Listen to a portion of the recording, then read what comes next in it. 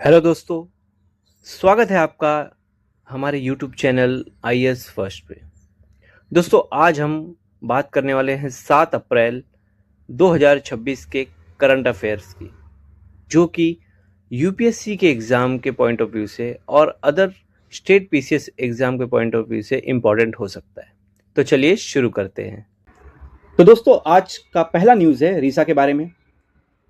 रीसा timeless tribal and Bharat tribes fest 2026 के बारे में।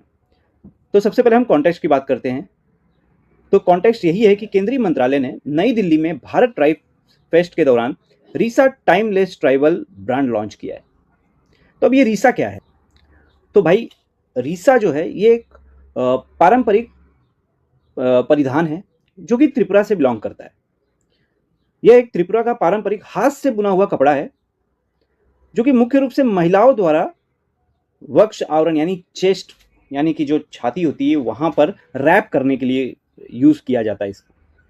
तो बेसिकली देखा जाए तो ये अपर बॉडी पार्ट को ढकने के लिए कपड़ा होता है। अब इसका महत्व क्या है?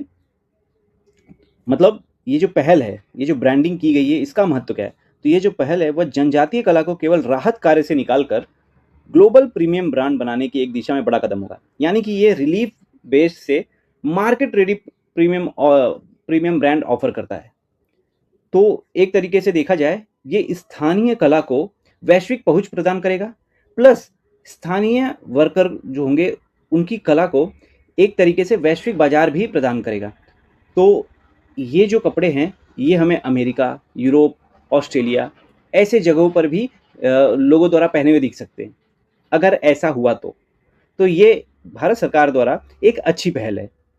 अब अगर यूपीएससी के पॉइंट ऑफ व्यू से देखा जाए तो भाई, त्रिपुरा में 3 पारंपरिक परिधान हैं। एक है रीसा, दूसरा है रीकुतु और तीसरा है रिगनाई। दोस्तों, याद रखना इसको, क्योंकि यूपीएससी ऐसे ही पूछ सकती है कि न्यूज़ में हाल ही में न्यूज़ में था रीसा, रीकुतु, रिगनाई, ये किस विषय में बिलोंग करते हैं या फिर किस कॉन्टेक्स्ट में है। तो वहाँ पे एक त्रिपुरा का आ जाएगा, फिर बोल देंगे कि ये चक्रवात है, हरिकेन है, या फिर मणिपुर का कुछ बोल देंगे, मतलब ऐसे ही, या कोई जगह का नाम बोल देंगे, ये एक जगह है जो हाल ही न्यूज़ में था। तो बहुत सारी चीज़ें हैं। तो ये याद रखना, ये त्रिपुरा के पारंपरिक परिधान हैं। तो पहला जो न्यूज़ था वो था रीसा के बारे में। अब हम चर्चा करेंगे दूसरे न्यूज़ की। तो दूसरा न्यूज़ है diversity in legislature, Menaka Guruswamy appointment के बारे में। तो कॉन्टेक्स्ट क्या है? तो कॉन्टेक्स्ट यही है कि सीनियर एडवोकेट मेनका गुरुस्वामी ने राज्यसभा सांसद के रूप में शपथ ली है और वह भारत की पहली ओपनली क्वीर सांसद बन गई हैं। अब इसका सिग्निफिकेंस क्या है, महत्व क्या है? तो यह भारतीय लोकतंत्र में इंक्लूसिविटी यानी समावेशिता का एक ऐतिहासिक मील का पत्थर है।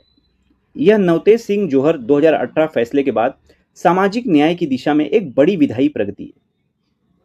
तो काफ़ी एक तरीके से देखा जाए समावेशी कदम है ये, और मुझे लगता है कि ये गुरुस्वामी जी जो हैं वह संसद में एलजीबीटी कम्युनिटी के पक्ष में या फिर उनके अधिकारों के पक्ष में सवाल उठाएंगी और सरकार से उनको और अधिक अधिकार दिलाने और समाज में उनकी समावेशिता को बढ़ाने के लिए कुछ सुझाव भी देंगी। तो एक तरीके से देखा जाए तो यह अच्छा कदम है। आज का तीसरा न्यूज़ है plastic waste management amendment rules 2026। तो न्यूज़ में किस लिए है? तो सरकार ने इलास्टिक रूल्स पेश किए हैं जो 1 अप्रैल 2026 से प्रभावी हो गए हैं। अब इसके मुख्य प्रावधान क्या हैं वो देख लेते हैं। तो मुख्य प्रावधान यही कि रिजिड प्लास्टिक से, यानी पैकेजिंग पर क्यूआर कोड या बार कोड अनिवार्य है ताकि कचरे का पता लगाया जा सके।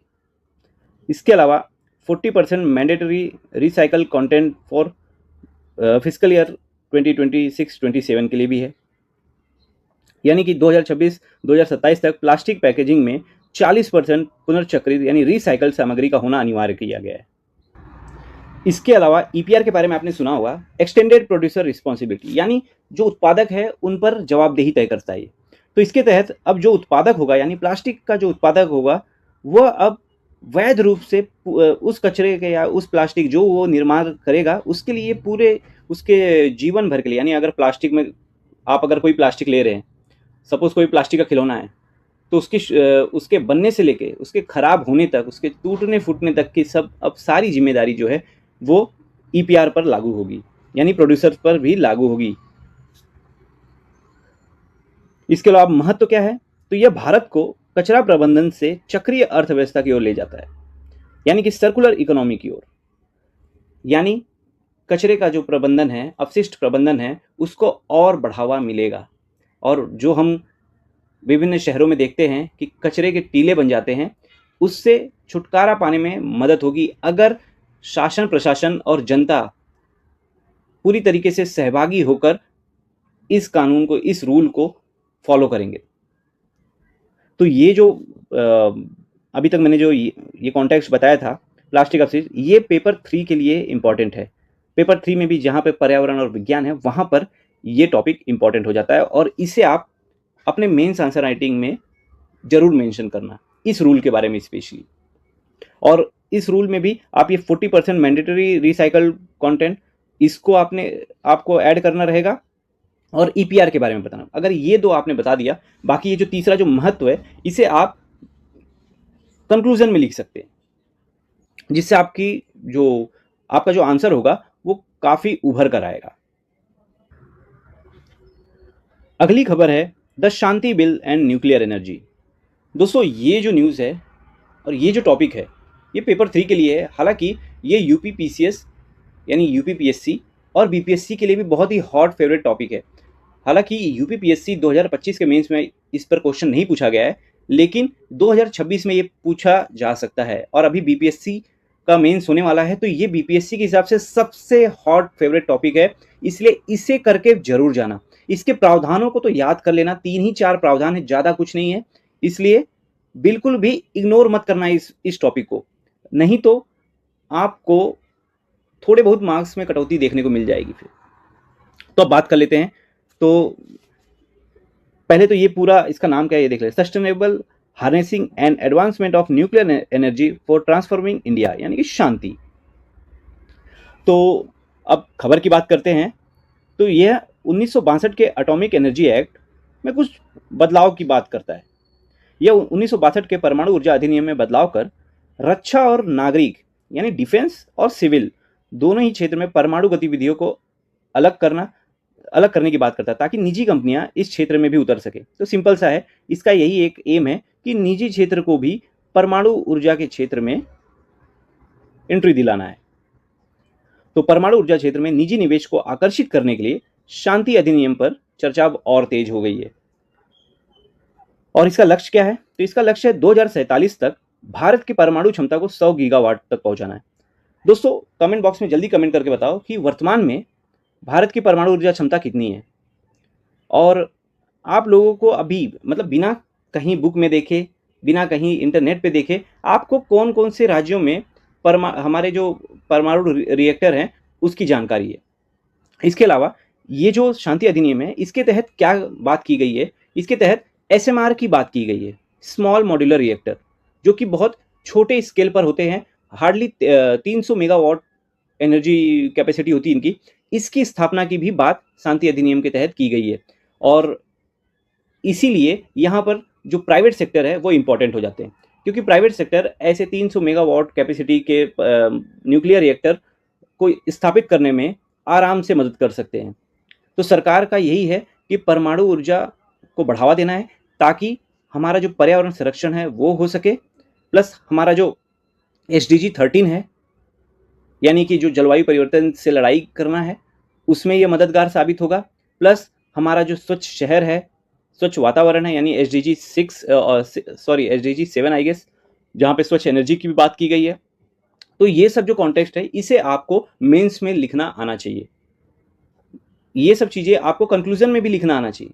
जब आप कंक्लूड करें तो SDG 7, SDG 11 जहाँ पे स्वच्छ शहर की बात की जाती है, SDG 13, ये सबको मेंशन करना आना चाहिए। अगला है Atal Sarathi and mentor India academy. तो न्यूज़ में क्यों था ये? तो NITI Aayog Atal innovation mission launch this in Telangana. तो तेलंगाना में इसको लॉन्च किया गया है और सीधी सी बात है, अटल सारथी एंड मेंटेन, इससे ही आपको पता चल जाता है कि ये युवाओं को नवाचार के क्षेत्र में और भागीदार बनाने के लिए उठाया गया कदम है। तो स्ट्रक्चरल चेंजेस के बारे में बात करेंगे तो it moves from just providing infrastructure to providing a cluster based mentorship model. तो ये सिर्फ एक लैब की तरह नहीं काम करेगा, बल्कि यह उस शिक्षक की बात भी काम करेगा जो आपको बढ़ावा देने का काम करेगा, जो आपको और अच्छे से सिखाने का काम करेगा। इसके अलावा वर्धमान कॉलेज ऑफ इंजीनियरिंग इसे नोडल हब के रूप में देखा जा रहा है, जो कि स्कूल स्टूडेंट को गाइड करेगा ताकि उनके जो नवाचार है, उनके जो शोध अनुसंधान में जो उनके ज्ञान है, उसको और बढ़ावा मिल सके। तो इसे आप पेपर 3 के हिसाब से इंपॉर्टेंट मान सकते हैं। इसके बाद हमारा जो अगला टॉपिक है वो है India Bangladesh border, the crocodile and snake petrol. इससे आप अगर कुछ गेस कर सकते हैं तो प्लीज़ कीजिए। न्यूज़ में क्या है उसके बारे में हम डिस्कस करते हैं। तो BSF is planning to use biological deterrent releasing crocodiles and snakes in unfenced riverine patches of 4096 kilometre border. यानी कि बीएसएफ जो है वो प्लान कर रहा है कि देखिए, हमको पता है कि भारत और बांग्लादेश के बीच में जो बॉर्डर है वो कई कई जगह पर बहुत खुली हुई है, कई कई जगह प्राकृतिक सीमा वो करती है, क्योंकि वहाँ पे नदियाँ हैं, सुंदरबन है, बहुत सारी चीज़ें, जहाँ पे एक बीएसएफ के जवान के लिए बहुत ही मुश्किल हो जाता है ऐसे क्षेत्र में निगरानी रखना। तो वहाँ पर अगर हमें सीमा पार घुसपैठ को, अवैध प्रवासन यानी इलीगल माइग्रेशन को अगर रोकना है, प्लस आपको ये भी पता होना चाहिए कि जो बांग्लादेश बॉर्डर है ये गोल्डन ट्रायंगल में कौन कौन से देश है, ये आप कमेंट बॉक्स में कमेंट करके बताना, जहाँ पर अफीम जैसे अवैध अगर ड्रग्स हैं उनका उत्पादन होता है। तो ये जो म्यांमार की सीमा से, बांग्लादेश की सीमा से भारत में पहुंचाए जाते हैं। तो अगर ये सब बीएसएफ सोच रही है तो एक तरीके से सही सोच रही है, क्योंकि राष्ट्र की सुरक्षा सर्वोपरि है। तो सिक्योरिटी लिंक की बात करेंगे तो 371 किलोमीटर का जो अनफेंस्ड बॉर्डर है, जो कि स्मगलिंग के लिए या फिर इलीगल माइग्रेशन के लिए बहुत ही प्रोन क्षेत्र है, वहाँ पर इसका प्रयोग किया जाएगा।